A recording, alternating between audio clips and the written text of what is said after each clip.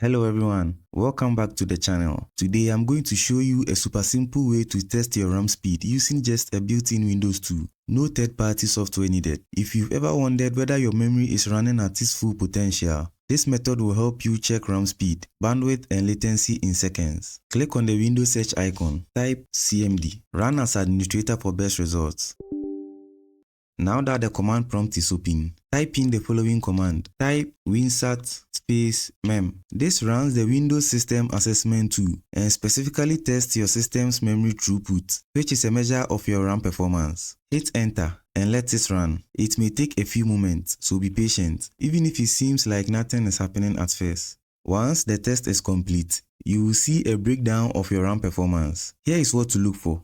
Memory performance in MB per second. This shows how fast your RAM can move data. In my case, the test shows a speed of 10,008 MB per second. This is a great way to check if your memory is performing as expected, especially if you've recently upgraded your RAM or overclocked it. If you found this tutorial helpful, smash that like button, drop a comment with your RAM speed results, and don't forget to subscribe for more PC optimization tips.